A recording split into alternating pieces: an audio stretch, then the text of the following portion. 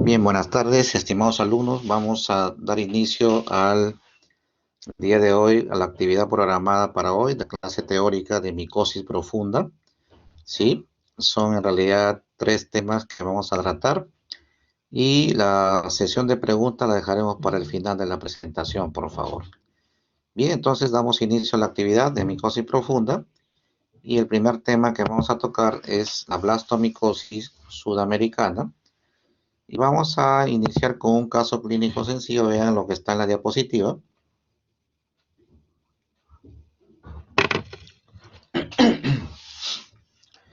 Un caso bastante común en la selva peruana. ¿Sí? Paciente viene a zona endémica de 45 años. Llegó a emergencia por un cuadro de abdomen agudo quirúrgico y se le encontró un hallazgo de una tumoración granulomatosa en el ángulo hepático del colon.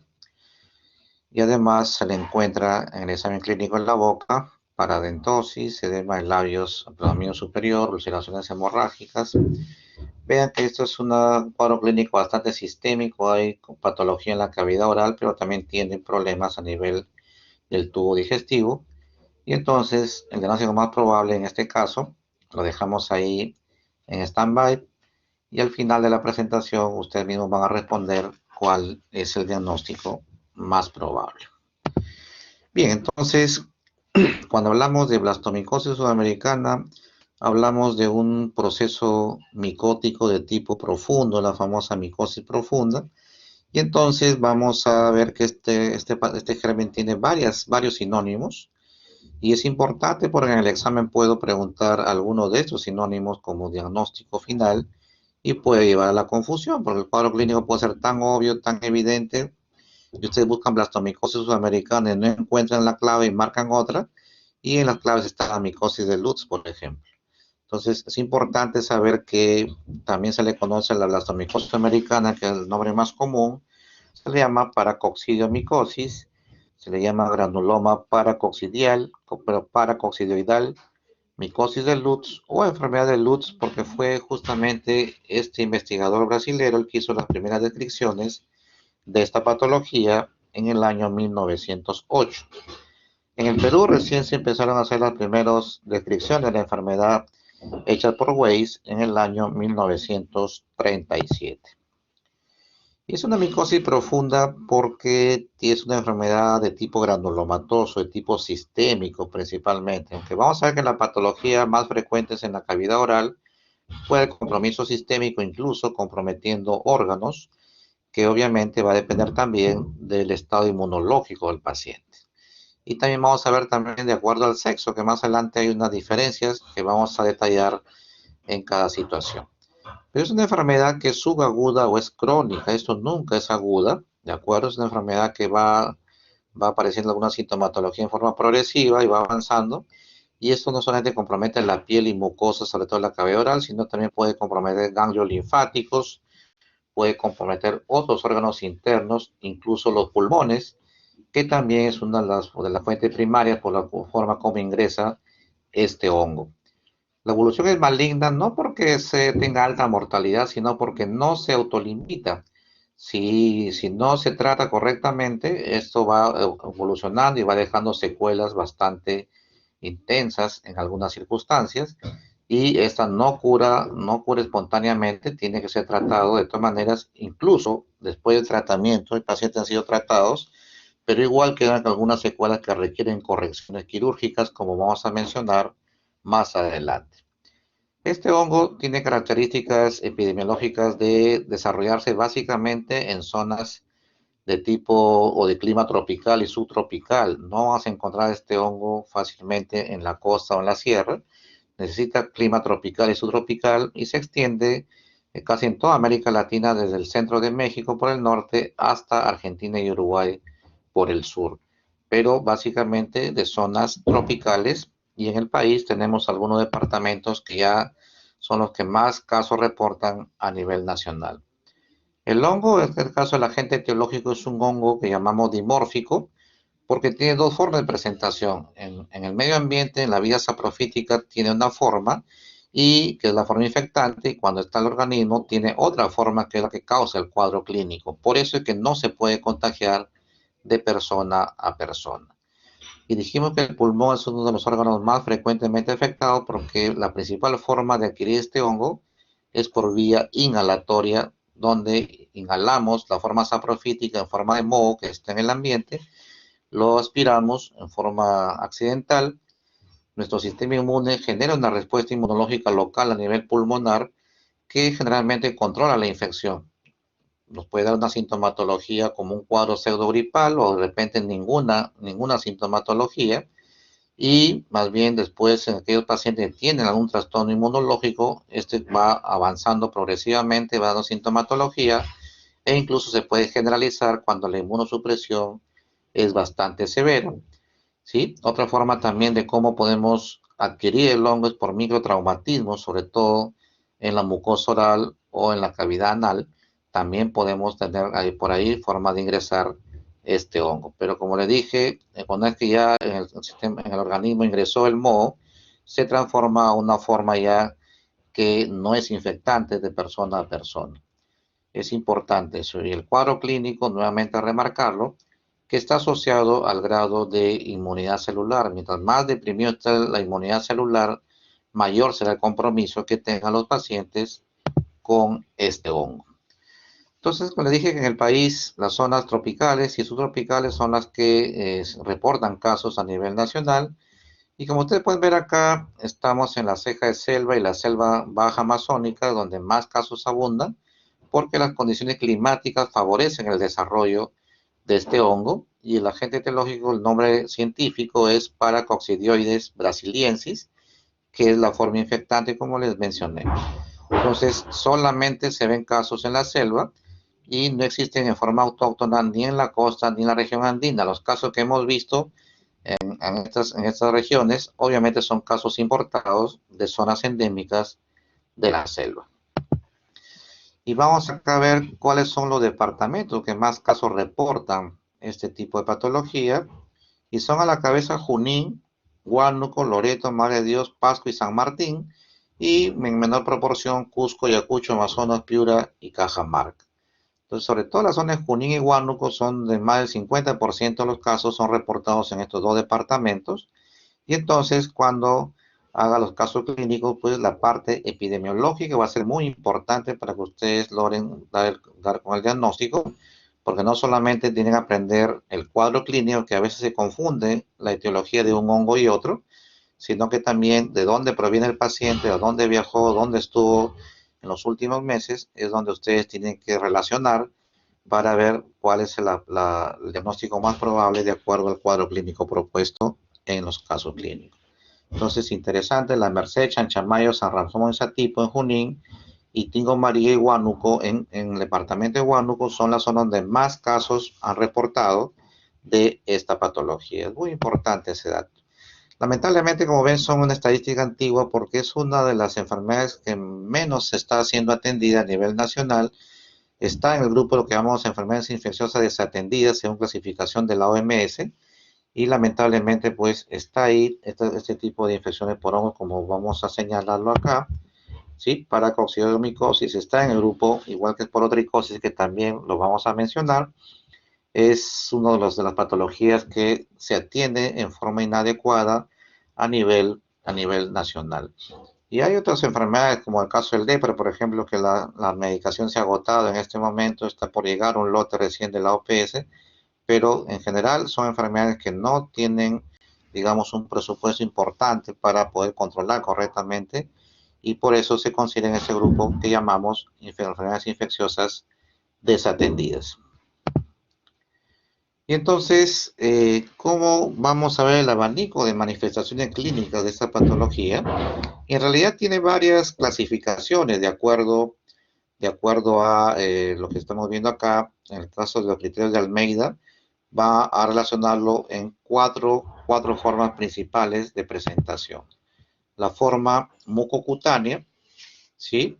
La linfangítica, la forma visceral y la de tipo mixta, que es una de las menos frecuentes, pero es importante mencionar su forma de presentación. Va a darte cuenta acá que Negroni plantea otro tipo de clasificación que es de acuerdo al tiempo de duración y la extensión de la enfermedad. Y entonces vamos a ver acá que puede ser una forma asintomática o subclínica, sobre todo, como les dije, en el contexto de pacientes que tienen su inmunidad adecuada o no hacen síntomas o hacen una sintomatología como un cuadro pseudogripal que se autolimita y no pasó más.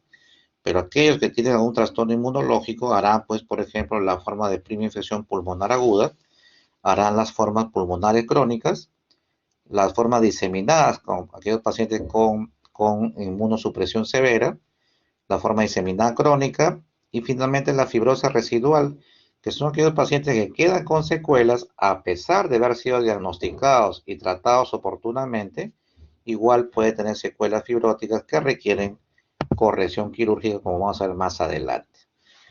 Entonces, vamos a ver que las zonas que más se comprometen son en realidad la cavidad oral, pero no es la única, sin embargo, es la más frecuente y ahí tenemos que examinar al paciente. Es más, muchos de los pacientes que han sido diagnosticados esta patología vienen al consultorio de infectología porque primero fueron al odontólogo. Resulta que el paciente tenía caída espontánea en los dientes, pensó que tenía caries, el odontólogo lo examina y los dientes no tienen caries, pero se están cayendo espontáneamente, eso se llama paradentosis.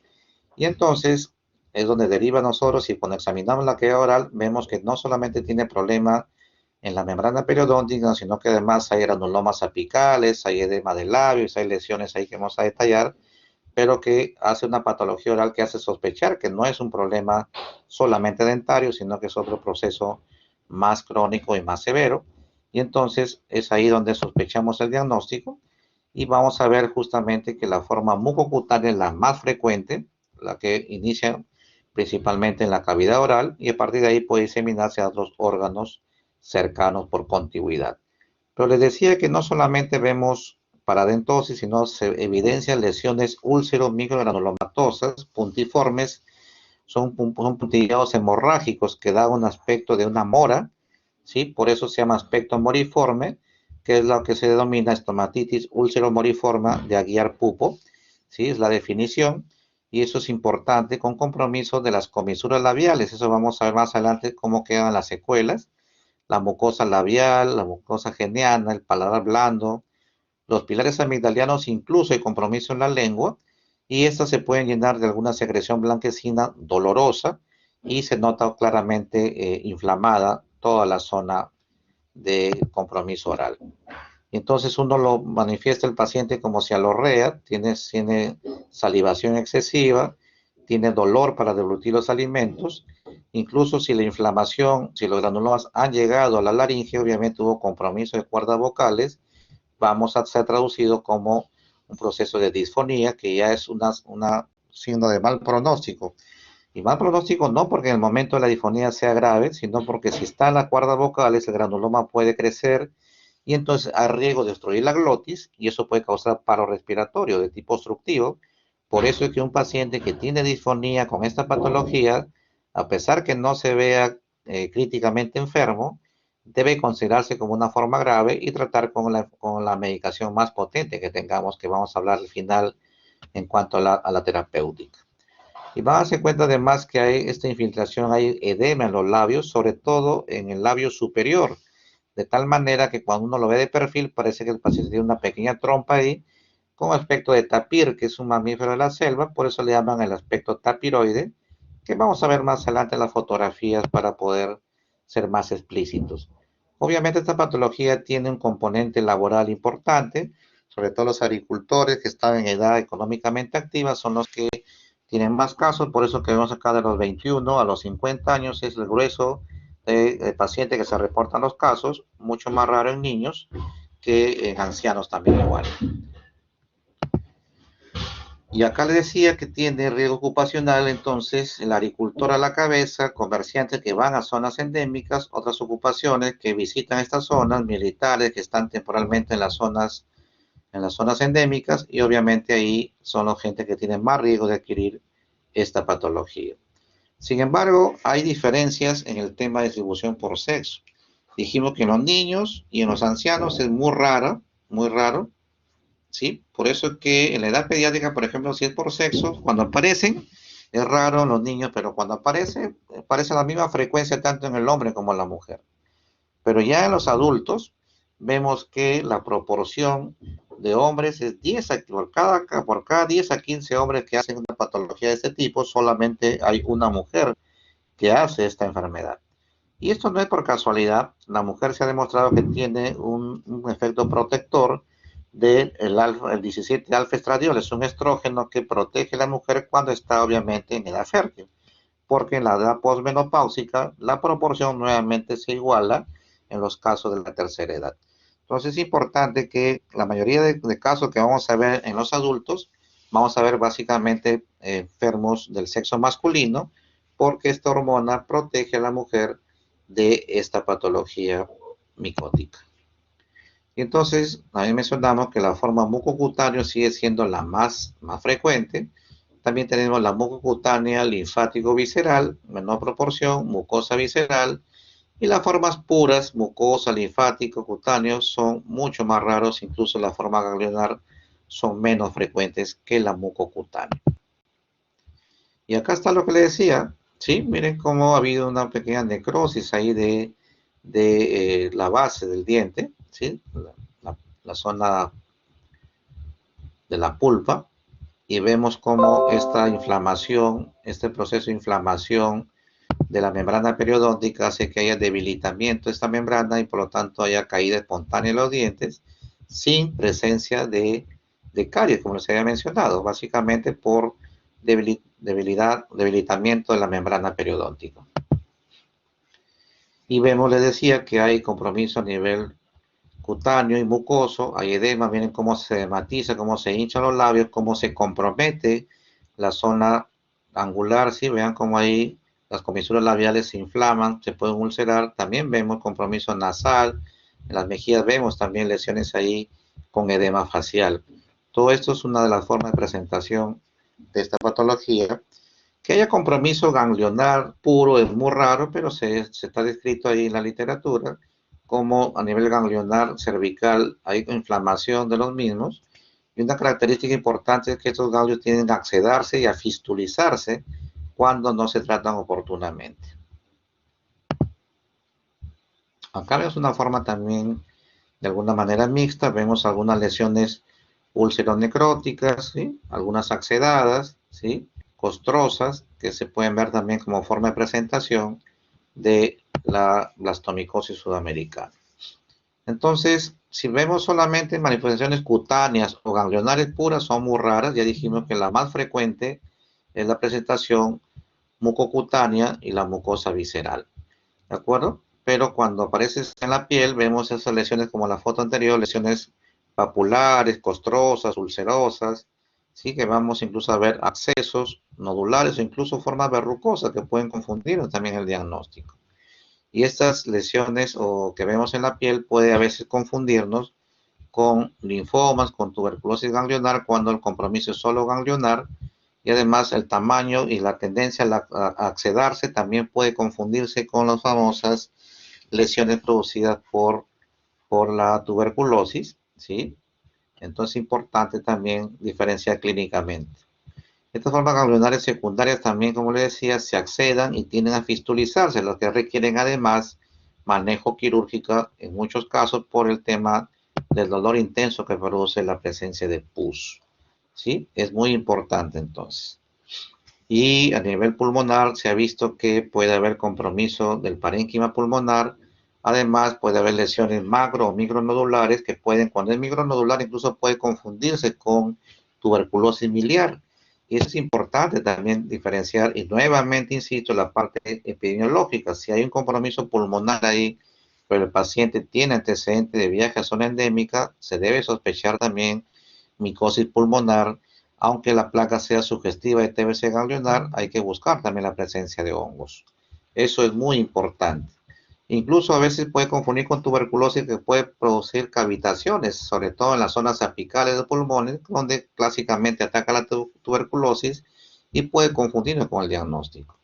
En cambio, hay otras localizaciones mucho más raras, como por ejemplo la localización suprarrenal, que hasta ahora se ha visto en un solo caso, o que haya compromiso óseo, en solamente 4 casos, Entonces realmente es muy raro, pero es importante mencionar que también puede aparecer en otros órganos debido a la inmunosupresión del paciente.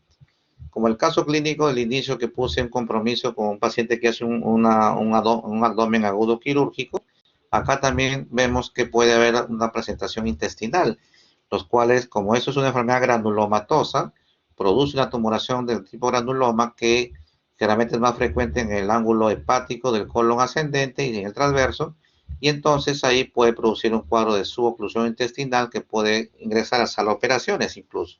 Y nos encontramos que es un granuloma que se remueve y que ahí recién se hace el estudio anatomopatológico y se hace el diagnóstico tardíamente, cuando pudimos sospecharlo clínicamente desde que estaba el compromiso en la cavidad oral, si es que no fuimos digamos, exhaustivos en la historia clínica y no preguntamos bien los viajes o de dónde proviene el paciente. Eso es muy importante para hacer diagnóstico. En enfermedades infecciosas, la parte epidemiológica es uno de los más importantes que deben tener en cuenta no solamente para su formación, no solamente para aprender este tipo de patologías, sino que también el examen va a venir mucho el tema de la parte de la epidemiología, que ustedes van a poder orientar mejor el diagnóstico de los casos clínicos. A nivel sistema nervioso central, también es muy raro, obviamente si aparece ahí es grave, pero es muy raro. Hemos visto también a algunos pacientes con localización testicular, que muchas veces ha sido confundido con tuberculosis genital. También puede haber ese tipo de compromiso, o incluso puede confundirse con brucelosis, también cuando hay orquitis por Bruselas. Ha habido esas confusiones, pero haciendo una buena historia clínica podemos llegar al diagnóstico correcto. Entonces, es lo importante. Les decía entonces que cuando compromete la cavidad oral, es muy frecuente que afecte las comisuras labiales y lo que produce ahí es fibrosis, produce cicatrices, que lo que generan es un cuadro de restricción de la apertura oral. La boca ya no la puede abrir con facilidad por la fibrosis que se produce a ambas comisuras labiales. A pesar que el paciente se trate oportunamente, quedan estas secuelas que requieren después corrección quirúrgica. ¿Sí? Acá vamos a ver, por ejemplo, el tema del diagnóstico, cómo lo vamos a hacer, y realmente es bastante sencillo, porque si tomamos una muestra de la lesión y la miramos a microscopio con cualquier tinción, pinta con casi todo, pinta con Lugol, con metenamina de plata, con Yensa, con Paz, lo que ustedes quieran, pero si ustedes miran en el microscopio una muestra teñida y ven una característica, unas esporas que tienen forma de timón de abarco, son blastosporas de doble contorno con exoesporulación multigemación, que es característico y es patognomónico de este hongo. No hay otro hongo que tenga las esporas de esas características. Con eso ustedes ya hicieron el diagnóstico muy rápidamente. También se puede cultivar, crece en agar sauro, aunque toma su tiempo, toma algunos días, que a veces puede retrasar el diagnóstico, pero basta que ustedes vean las blastoploras doble contorno multigemadas. Eso es típico de este hongo. Y te vamos a ver unas fotos de esas esporas. Pero entonces el diagnóstico siempre lo pongo primero en la cabeza, primero epidemiología, luego el cuadro clínico sugestivo y un examen directo de las lesiones con KOH y con Lugol, como le dije, y con eso es suficiente. Ven las levaduras en forma de timón de barco, definitivamente ya el diagnóstico está hecho, porque el cultivo toma su tiempo, a veces no crece, demora. La histopatología es lo último que debemos hacer.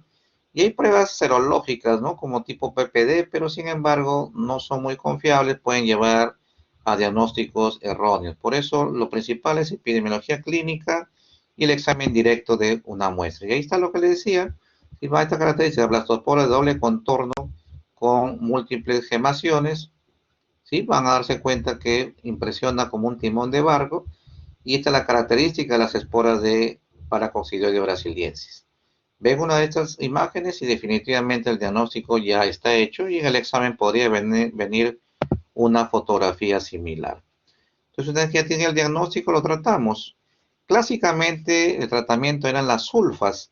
Sin embargo, se ha visto que las sulfas tienen un efecto fungistático más que fungicida. Por lo tanto, desde que aparecieron otros medicamentos como el itraconazol por las formas no graves, es el tratamiento de elección. Pero si ven una forma grave de presentación, lo mejor es dar un ciclo corto de anfotericin B y después rotar al itraconazol. Esto es muy importante entonces con respecto a blastomicosis sudamericana. Y vamos a hacer una foto. Por ejemplo, este paciente tiene fibrosis en las comisuras labiales. Esto es todo lo que puede abrir la boca, no puede abrir más. Y entonces se requiere una cirugía para mejorar la apertura oral como consecuencia o secuela de esta patología. Vemos acá el paciente nuevamente con edema de labios, con paradentosis, con caída espontánea de los dientes, con compromiso de la mucosa oral. Acá una forma mixta, miren, una forma ganglionar, una forma cutánea y compromiso de mucosa, ¿no? ¿Sí? Mucocutánea linfangítica, la segunda forma de presentación. Vean ustedes también formas habituales. Y esto es un caso raro, pero se da formas de tipo linfangítico puro, son muy raros, ¿sí? O cutáneo linfangítico, lo cual es un niño que viajó a zona endémica, hace una tumoración casomandibular y hace compromiso axilar, y cuando se toman muestras de esas lesiones, se encuentra que era paracoccidomicosis. ¿Sí? También tener en cuenta esta forma de presentación menos frecuente, pero también se tiene en cuenta. Entonces, otro paciente también con compromiso de la apertura oral como secuela por la intensa fibrosis que genera esta patología. Sí, acá también vemos algunos estudios anatomopatológicos donde vemos granulomas, presencia de granulomas en el estudio anatomopatológico con células gigantes de Langerhans que nos dan claramente el diagnóstico, y además se ven las esporas ahí de doble contorno con exoesporulación. Igual acá otro tipo de patología donde se ve granulomas tuberculoides, típicos también de procesos micóticos. El, el, el granuloma tuberculoide no es solamente de este hongo, no es patognomónico, pero sí la blastospora de doble contorno, ese sí es patognomónico solamente de blastomicosis sudamericana. Esto es lo que le decía, ¿no? Edema del labio, sobre todo a nivel del labio superior. Vean cómo parece que tuviese una trompa el paciente, si lo ven de perfil, y se ve ese puntillado hemorrágico que se ve acá en aspecto moriforme, como se había mencionado también en la primera parte del cuadro clínico. El paciente lo hemos visto también, restricción de la apertura oral, compromiso mixto, compromiso linfangítico, cutáneo y mucoso. Se ven también estas patologías. Este es un niño que solamente compromiso ganglionar, raro, pero también se presenta, tenerlo en cuenta. Y entonces, básicamente ese era el resumen de lo que corresponde a la primera parte de blastomicosis sudamericana. Al final de la presentación pasaremos a la ronda de preguntas. Pasemos a otra patología que también está incluido en el grupo de las micosis profundas, es la esporotricosis, que también es una enfermedad de zona endémica específica del país, y a nivel mundial también algunas características de distribución importantes que hay que saber. Igual un caso clínico sencillo, ¿no? El paciente de 36 años agricultor, aquí el tema del sexo, de la edad, la procedencia y la actividad laboral son básicas para determinar las posibilidades diagnósticas en enfermedades infecciosas. Y viene el cuadro clínico, que viene zona endémica porque tiene lesiones nodulares, gomosas, ulceradas, algunas costrosas, otras con tejido necrótico en extremidades principalmente. Además se encuentra neuropatía axilar e inguinal, y entonces se le hace una muestra de las lesiones y se encuentra en la biopsia cuerpos asteroides que no son patognomónicos, pero que sí son frecuentes en esta patología micótica. Y el diagnóstico más probable entonces, probablemente estamos hablando de un caso de esporotricosis. Y vamos a ver, ¿sí? Se llama así porque Schenke fue el primer investigador que hizo las descripciones en 1819 de esta patología en Estados Unidos. Es una enfermedad también, obviamente, tipo micótica, pero también es subaguda crónica. Tampoco vemos algunas presentaciones agudas. Y acá sí principalmente afecta la piel, aunque también cuando hay compromiso del sistema inmunitario, también puede haber localización subcutánea linfática o incluso puede haber compromiso visceral, pero es mucho menos frecuente. Y también la evolución es un poco más benigna. Vemos acá que el agente etiológico es el Sporotis schenckii, que es el agente etiológico, y también es dimórfico porque en el organismo la forma que causa el cuadro clínico está en forma de levadura, y en el ambiente, que la forma infectante está como si fuese un moho, son mohos que están en el ambiente, que también van a ingresar al organismo, pero no por vía inhalatoria, sino por microtraumatismos que vamos a detallar más adelante. está en la piel, en los suelos, perdón, los vegetales. El crecimiento es rápido en los medios de cultivo, pero está en general distribuido en la naturaleza, sobre todo en zonas endémicas. Y acá vamos a ver que es una enfermedad cosmopolita porque está distribuida prácticamente a nivel mundial. Hay zonas bien reconocidas del mundo, por ejemplo en Japón, en Sudáfrica, en México. Y en América está sobre todo en Centro y Sudamérica. Y a nivel local, a nivel nacional, el departamento que más casos reporta de esporotricosis es el departamento de Apurí. Y ahí están los distritos donde también se ve estos casos, pero después de Apurímac le sigue Ayacucho, Cusco, Ancash, Cajamarca y La Libertad en menor proporción, Amazonas, Huánuco y Puno. Entonces la puerta de entrada aquí sí es la cutánea, esto ya no es inhalatoria, sobre todo por traumatismos, escoriaciones, lesiones que tenemos en la piel que accidentalmente inoculamos este tipo de vegetales que están contaminados con tierra y con presencia de estos mohos. De esa es la forma como ingresa a nuestro organismo y afecta principalmente la piel, aunque también puede causar compromiso del tejido celular subcutáneo y a nivel de otros órganos como los huesos e incluso órganos a distancia. Ya lo mencioné que el estado inmunológico depende mucho del cuadro clínico. Mientras más inmunosupresión haya, obviamente habrá más compromiso y más extensión de la enfermedad. ¿Sí? Acá lo que no está muy claro es el periodo de incubación. Por ejemplo, para el caso de la forma cutánea, sí se ha visto que puede ser desde una semana hasta un mes, pero para formas como la pulmonar no se puede precisar con exactitud cuál es el periodo de incubación. Esto es importante tener en cuenta. El tema es que la piel es el órgano que más se afecta y a este nivel se ven lesiones con múltiples formas de presentación. Pueden ser nódulos, nodulares gomosos, dice, pueden ser redondeadas, pueden ulcerarse, pueden necrosarse. Por lo tanto, no hay una lesión típica patognomónica de esta patología y clínicamente puede confundirse con otras enfermedades. Estas lesiones entonces pueden ser únicas, aunque generalmente son múltiples, y obviamente van a estar localizadas en las zonas que más riesgo tenemos de tener esos microtraumatismos, como las extremidades. Y aquí vean una forma de presentación, por ejemplo. Esta es una forma nodular, ¿sí? Y uno lo ve, pues si puede pensar que son picaduras de insectos, alguna reacción alérgica, puede pensar otras patologías y puede confundirnos con el diagnóstico. Acá vemos que ya la cosa cambia, hay nódulos, están costrosos, incluso ya vemos algunas zonas ulceradas y con tejido necrótico, ¿eh? Una presentación, una forma más avanzada de la enfermedad, y acá una forma típica, una forma nodular, como le digo, clínicamente uno puede confundirse con el diagnóstico. Y acá también cuando hay compromiso cutáneo, igual también puede haber compromiso linfático, tienden a fistulizarse las lesiones, por eso es que vemos como que estuviese creciendo la lesión. ¿Sí? Entonces, cuando hacemos la clasificación clínica de cuáles son las formas de presentación, vamos a darnos cuenta que la forma cutáneo-linfática, nuevamente la más frecuente, es decir, la cutánea pura con sin compromiso linfático.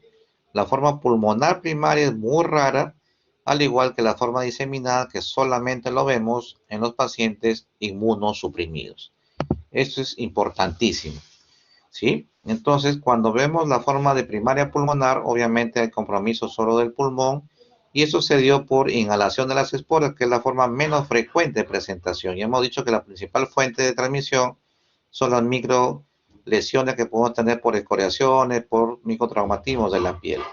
Y esto representa menos del 2% de los casos, pero cuando se presenta también hay formas de neumonía que pueden ser graves y que clínicamente no se pueden diferenciar de una neumonía por TBC, por blastomicosis americana, por histoplasma y muchas formas de confundirse porque no tienen un padrón radiológico típico esta patología. Cuando es primaria cutánea, ya hemos dicho que la forma más frecuente después le sigue la linfangítica, ¿sí? También puede haber reinfección. Se ha visto pacientes que ya han tenido el cuadro clínico y vuelven a hacer infecciones cuando se exponen nuevamente al hongo, porque esto no deja inmunidad permanente, pero sí se ha visto que puede haber cierta protección parcial. Aquellos pacientes que tienen un segundo episodio, de alguna manera las lesiones son menos severas que la de cuando tuvieron la primera oportunidad de tener contacto con el hongo. Sí, eso es importante. Pero si el paciente tiene trastornos de la inmunidad, inmunosuprimidos, alcohólicos, con cirrosis, etcétera. Estos harán formas incluso de compromiso visceral junto al compromiso cutáneo. Este es muy, muy importante. Nuevamente, acá lesiones cutáneas que confunden formas nodulares. Acá vemos una lesión que se ha exsedado y acá vemos una lesión que está ulcerada. Vean, tres formas de presentación en la misma extremidad en un solo paciente. Entonces, no hay una lesión patognomónica, por eso podemos confundirnos. Acá en la cara vemos un paciente que tiene lesiones también nodulares, gomosas, que confunden con el diagnóstico. Uno puede pensar que es una erisipela y obviamente si no hay experiencia se puede confundir el diagnóstico. Igual vemos acá compromiso linfático, donde vemos que tiende a fistulizarse con bastante frecuencia. Igual acá vean compromiso cutáneo, hay lesiones ahí costrosas, hay poco de necrosis y también hay una tendencia a la fistulización en esta lesión a nivel facial. Igual acá vean una lesión mucho más grande, más costrosa, en un niño que tuvo exposición al hongo. Y acá igual pueden ver esta forma, miren, una forma tuberosa ahí que pueden ser confundidas, de repente les parece una cicatriz queloide, realmente es otra forma de presentación también de ese tipo. Incluso podemos ver estas formas verrucosas, que también es una forma de presentación, y uno fácilmente puede confundirse con otro tipo de patologías, ¿no? Vean que no hay una lesión patognomónica típica de la esporotricosis. Entonces, vean acá, por ejemplo, ¿sí? Una forma acá más grande, me parece una cicatriz queloide. Vean cómo se puede confundir también, y eso es otra forma de presentación, pero acá se ve pues un poco de tejido necrótico también, típicas de las lesiones por esporotricosis. En pacientes muy inmunosuprimidos, sí hemos visto formas más graves, no solamente formas costrosas, sino también con compromiso necrótico. Vean, compromiso diseminado en manos, en miembros superiores, miembros inferiores. A veces confundimos con el fenómeno del lucio que se ve en la lepra, que es una vasculitis necrotizante. Puede confundirse con eso acá, como podemos ver, este tipo de manifestaciones clínicas también. Pero ojo, aquí lo vemos solamente en pacientes inmunosuprimidos, ¿no? No lo vemos esto en pacientes inmunocompetentes. Con esta severidad no lo hemos visto. Pero lo importante es que hay que hacer el diagnóstico y eso lo hacemos también por examen directo. Podemos tomar una muestra de las lesiones y se puede ver al microscopio lo que se llaman los cuerpos asteroides, que son depósitos de inmunoglobulinas que están alrededor de los hongos, pero que no son exclusivas de esta enfermedad. Ojo, el cuerpo asteroide se ve también en otras patologías micóticas, pero son bastante frecuentes encontrarlas en esta enfermedad. Y también se puede hacer biopsia, donde vamos a encontrar granulomas tuberculoides con la presencia de cuerpos asteroides, que se pueden ver incluso la presencia de los hongos, que son estructuras micóticas de color basófilo, de forma oval, ovoidea, incluso alargado. Y aquí en la foto vemos un granuloma gigante, ¿sí? En el estudio de anatopatología, un granuloma. Y en el centro vean esta especie de esta estructura basófila como una estrella. Esto es lo que se llama el cuerpo asteroide. Se puede ver muy frecuentemente en patologías micóticas, no solamente en esporotricosis. Y entonces también crece en agar sabur y crece rápidamente. A partir del quinto día hacia adelante ya se ve crecimiento del hongo y esas colonias se ven de color blanca, grisácea, cremosas, que se pueden ver al microscopio y se observan hifas pequeñas con presencia en conidas de forma piriforme.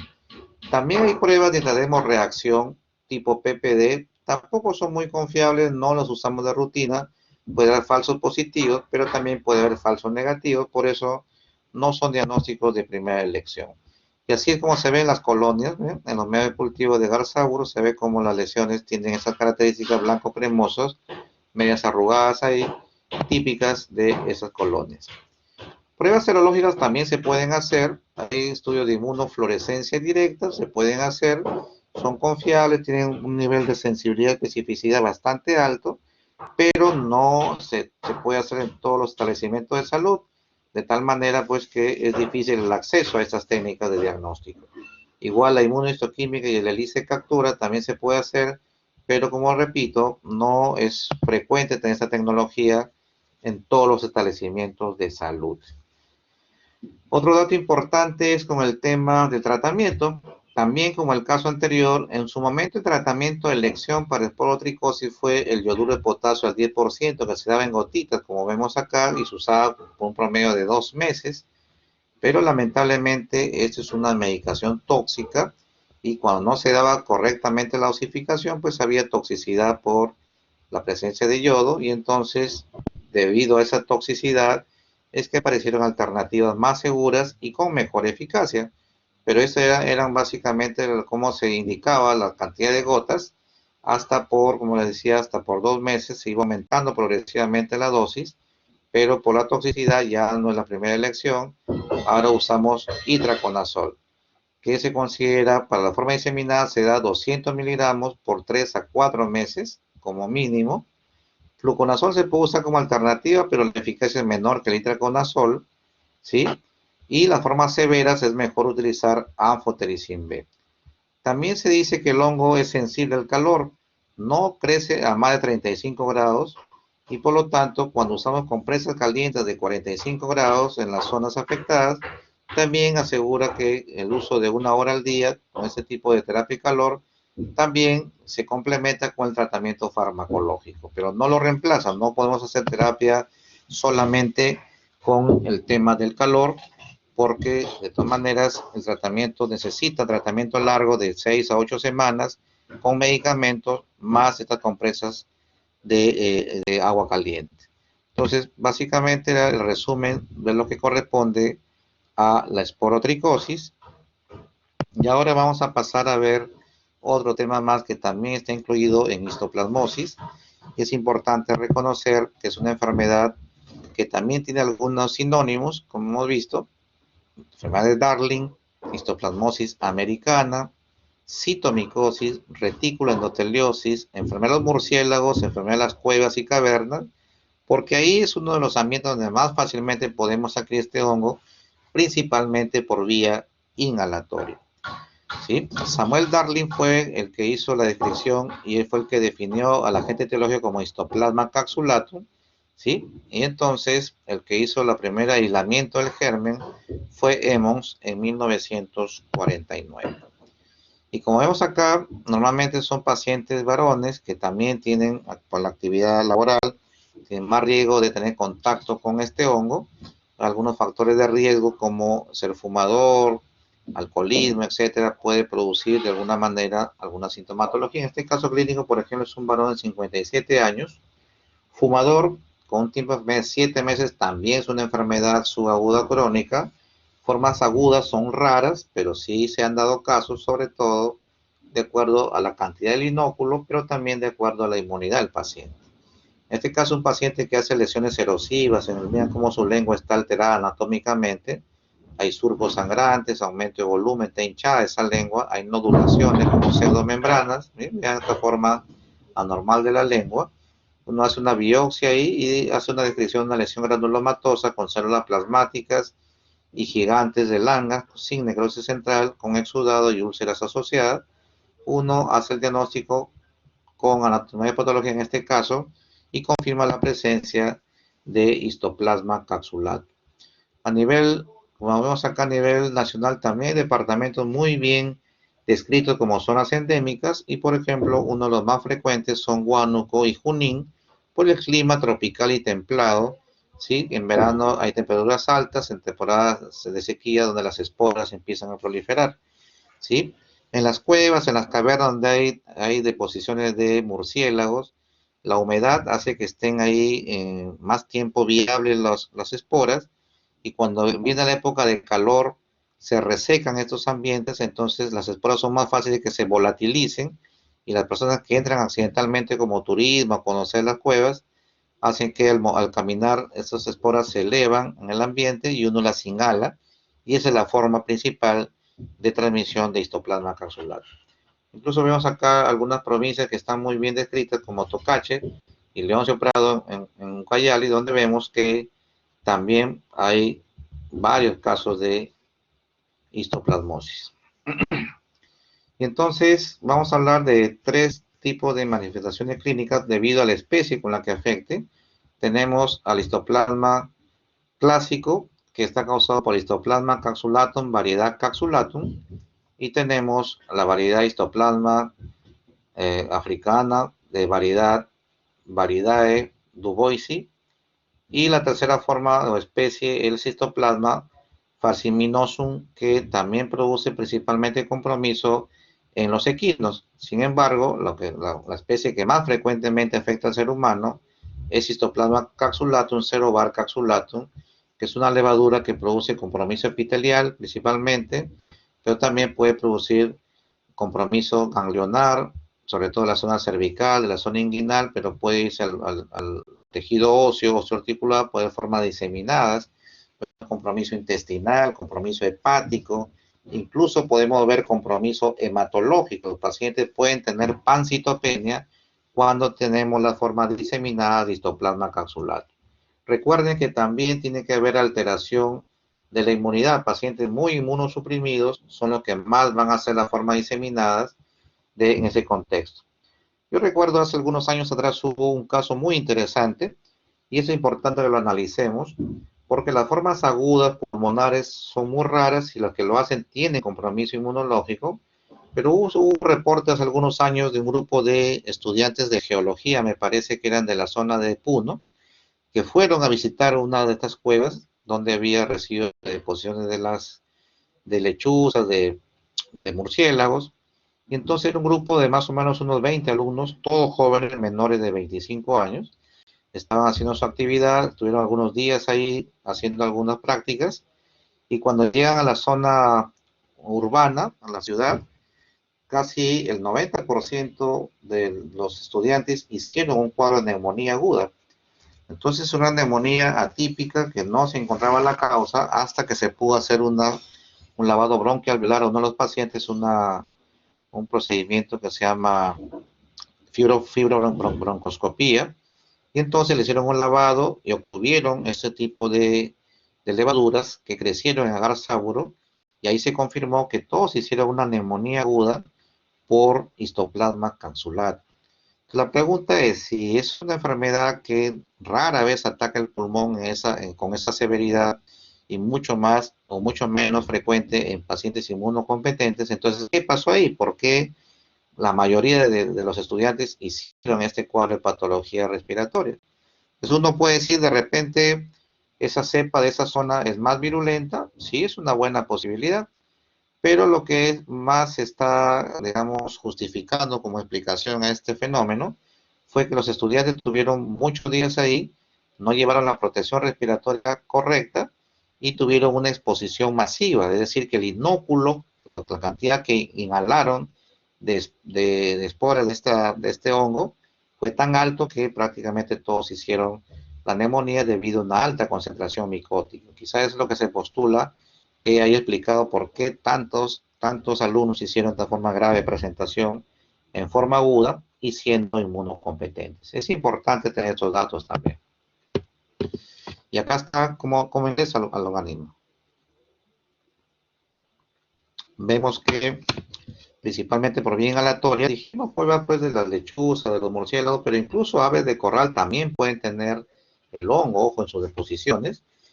Las esporas están en las heces, en la deposición de los animales, están ahí húmedos, pero cuando por efecto del sol, el calor se resecan, estas esporas pueden ser más fácilmente, se pueden volatilizar, y entonces uno accidentalmente las inhala, llega al pulmón, inmunocompetente no hace síntomas o hace una forma muy leve como un cuadro de resfriado común, pero rara vez pueden ser las neumonías agudas que les había mencionado, es muy raro, pero puede darse el caso, ¿sí? Y aquí a nivel pulmonar es atrapado por los macrófagos de la zona pulmonar y normalmente ahí quedó todo. Ellos generan un control del cuadro y ahí quedan en forma inactiva o en forma latente.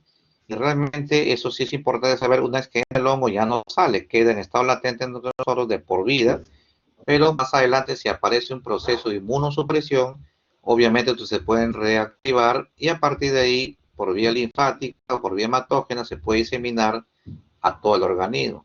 Entonces es importante, también uno puede haber vivido, por ejemplo, el caso clínico de un paciente que ha estado o que vivió en la selva hace muchos años, tuvo una prima infección, ahora vive en Lima hace 10 años, pero desarrolló cirrosis, desarrolló insuficiencia renal, su sistema inmune se deterioró y entonces el hongo se reactivó.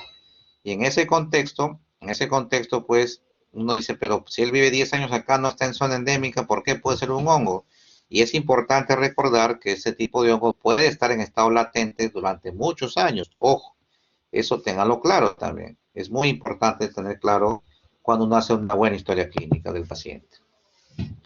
Como en las fotos vemos las famosas cuevas, sobre todo en Tingo María, las famosas cuevas de las lechuzas.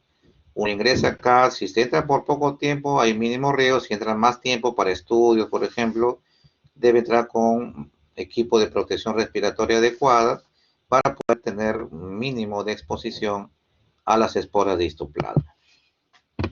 ¿Sí? Y entonces, en la forma saprofítica, es decir, cuando está en el medio ambiente, lo vamos a ver acá como forma de micelio. Vemos cómo tiene las características de macroconías tuberculadas y con microconías, que es la forma infectante. Pero cuando ya ingresa al organismo, debido a la temperatura de 37 grados de nuestro organismo, se transforma a una forma de levadura. Nuevamente, ya como levadura ya no se transmite, por lo tanto, no hay transmisión de persona a persona. Eso también tengámoslo claro. ¿Sí? Eso tengámoslo claro. Y entonces, debido a diferentes formas de presentación clínica, hay una clasificación bastante amplia. Y tenemos, por ejemplo, la histoplasmosis primaria, que se subdivide en asintomática o subclínica, lo que decía, sobre todo en la primera infección, no hay síntomas o hacen un cuadro inespecífico que pasa desapercibido. Pero un grupo puede desarrollar la histoplasmosis pulmonar aguda, como el caso de los alumnos que les mencioné, que en inmunocompetentes es raro, pero sí puede darse el caso. También tenemos la forma pulmonar crónica, la forma cutánea primaria, ¿sí? Son formas de presentación primaria, pero también formas diseminadas. A partir de un foco primario se disemina en forma aguda, en forma subaguda o incluso en forma crónica. Y también mediada por forma inmunológica, como la aparición de granulomas que llamamos cistosarcomas, o fibrosis mediastínica con mediastinitis, que realmente es una forma grave de presentación. Puede un síndrome ocular, compromiso ocular, y obviamente la cuarta forma es la histoplasmosis en pacientes con inmunosupresión por VIH, sobre todo en estadio SIDA. Pacientes con VIH estadio SIDA que hace una histoplasmosis diseminada, la mortalidad es muy alta. Con diagnóstico oportuno, con tratamiento correcto, la mortalidad es muy alta porque es un hongo bien agresivo, sobre todo en inmunodeprimidos. Acá podemos ver algunos ejemplos de la forma asintomática. En este caso hubo una manifestación cutánea y que se hizo el diagnóstico por intradermorreacción. Vean cómo se hace una pápula ahí que confirma que tuvimos exposición previa. En la forma pulmonar aguda, ¿sí? De forma sintomática, vemos que puede haber compromiso bilateral, hay síntomas de fiebre, tos, disnea progresiva, infiltrado intersticial, y eso es importante, porque ahora en la actualidad, por el tema de COVID, una neumonía por histoplasma también puede confundir con COVID, tengan cuidado, pero no es la única forma de presentación, puede también formar retículo nodular, macronodular o micronodular, que puede confundir con una forma de presentación de TBC miliar. Ojo, en las formas crónicas, eso también puede confundir con tuberculosis, porque da tos, da fiebre, sobre todo fiebre vespertina, sudoración nocturna, puede haber hemoptisis, vemos infiltrado intersticial, fibro cavitario en los ápices, y uno puede pensar que es tuberculosis, y eso es importante también diferenciar clínicamente y con una buena historia clínica. Sí, puede haber también formas primarias cutáneas que son poco frecuentes debido a implantación traumática, pero es lo mínimo de los casos en cuanto a la cantidad. ¿Sí? Entonces, a nivel pulmonar, eso es lo que hicieron los alumnos de geología, hicieron neumonía bilateral intersticial, en la tomografía cómo se pudo evidenciar la neumonía, y uno ve esta imagen y claramente en nuestro medio actual uno puede pensar que es COVID, pero también hemos visto histoplasmosis pulmonar aguda. Las formas crónicas más bien son formas más larvadas que parecen tuberculosis, el paciente baja de peso, está febril, baja el apetito, tiene hemoptisis, y vemos ya formas cavitarias, obviamente que habla de formas de duración mucho más extensa que una forma aguda, ¿no? Eso es importante diferenciar clínica y radiológicamente. Pero hay pacientes que hacen formas diseminadas, pacientes muy inmunosuprimidos hacen formas agudas, subagudas y crónicas. Vean que por el compromiso, acá vean tejido necrótico en la mucosa del paladar. Vean que este paciente tiene hepato, esplenomegalia con ascitis, incluso se ve ictérico el paciente en compromiso hepático. ¿Sí? Vean algunas lesiones acá en mucosa oral, en mucosa nasal, en la lengua. Todo esto son características que pueden dar formas de aparición en las formas diseminadas. ¿Sí? Y les decía que también puede estar mediada inmunológicamente como el histoplasmoma, donde vemos lesiones cavitarias, generalmente a nivel pulmonar. Esta lesión se puede ver ahí en la radiografía, generalmente única, aunque puede ser múltiple también, y se puede acompañar de calcificaciones. Eso también es importante porque a veces confunde con alguna tumoración de tipo neoplástica y puede confundirnos en el diagnóstico. Pero también inmunológicamente puede producir una fibrosis mediastínica que se puede confirmar en las placas.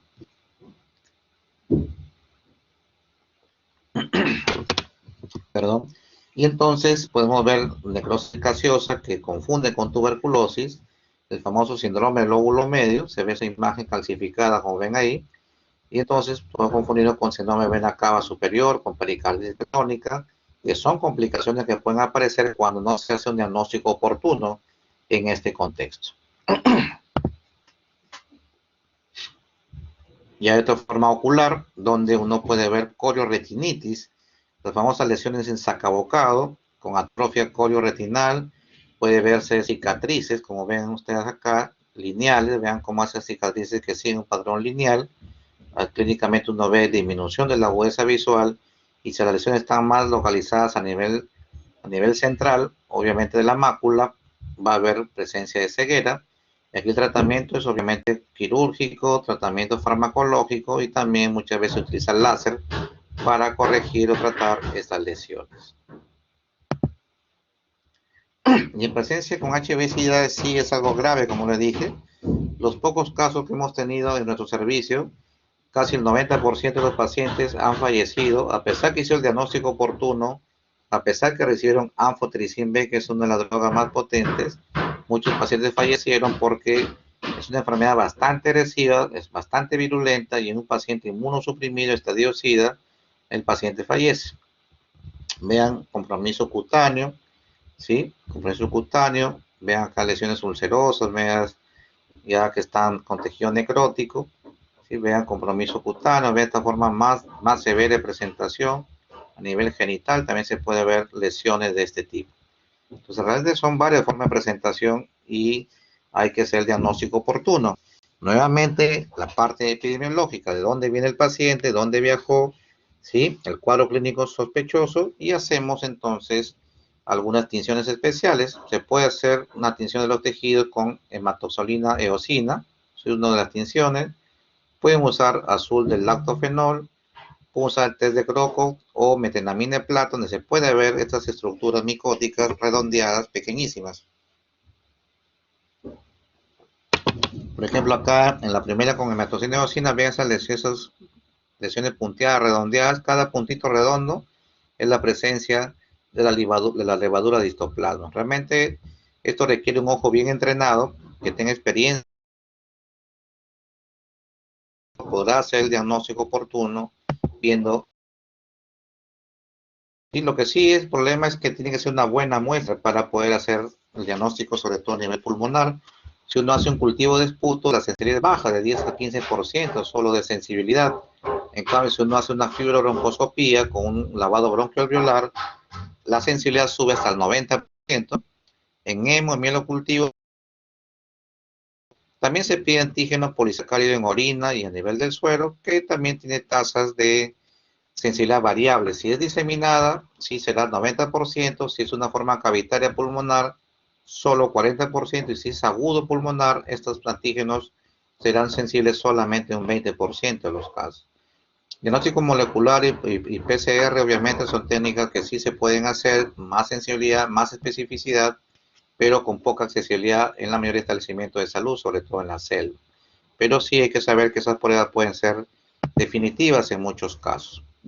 El tratamiento igual, en las formas no complicadas, itraconazol, que es el de elección, pero también se usa en las formas graves o diseminadas, anfotericin B, como una dosis de ataque, se usa por unos 15 a 20 días, a veces hasta 30 días, y luego se pasa a itraconazol cuando el paciente está más estable y hemos logrado controlar al hongo. ¿Cuánto tiempo se trata? Eso va a depender de la forma de presentación. Si es una forma aguda, de preferencia el tratamiento es no menos de 12 semanas, o sea, estamos hablando de 3 meses, pero si es una forma diseminada, aquí el tratamiento se extiende de 6 meses hasta el año de tratamiento como mínimo, porque es un hongo agresivo es intracelular, y ya les mencioné también que una vez que ingresa ya no sale.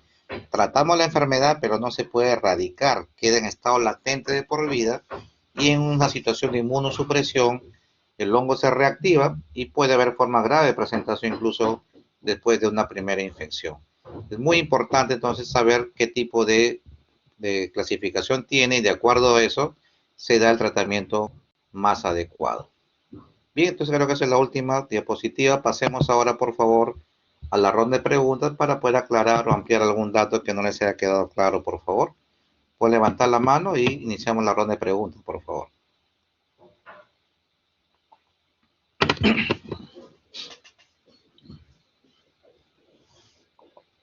¿Alguna duda?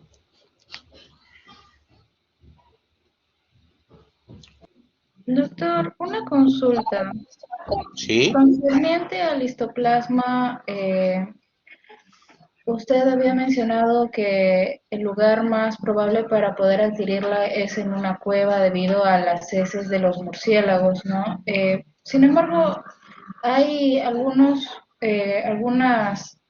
por así decir, no sé si decir razas o cómo se le diría, tipos de murciélagos que ellos no anidan en cuevas, sino van al aire libre por los árboles. Entonces, si nosotros nos exponemos mucho tiempo tal vez a los lugares donde suelen habitar estos animales al aire libre, ¿de igual manera podríamos infectarnos o es menos la probabilidad porque estamos al aire libre?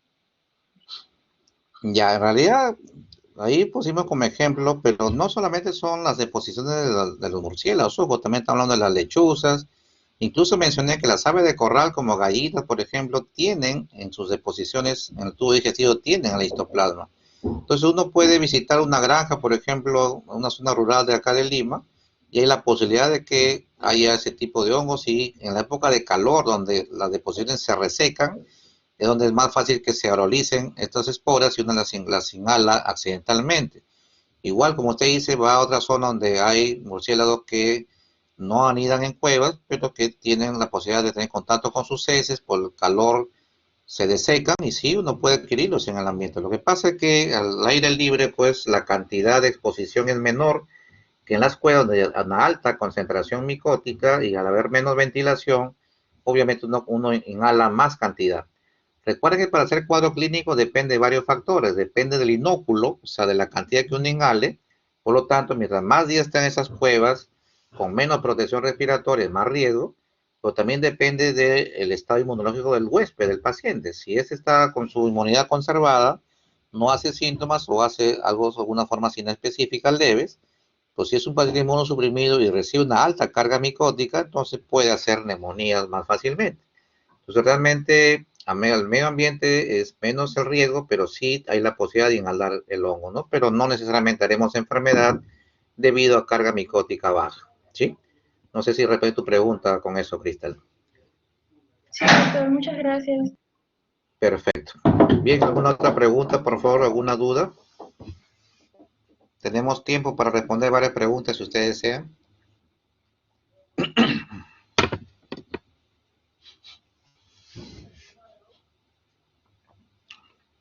Bien, no sé si le quedó claro. Sí, parece que no hay más preguntas.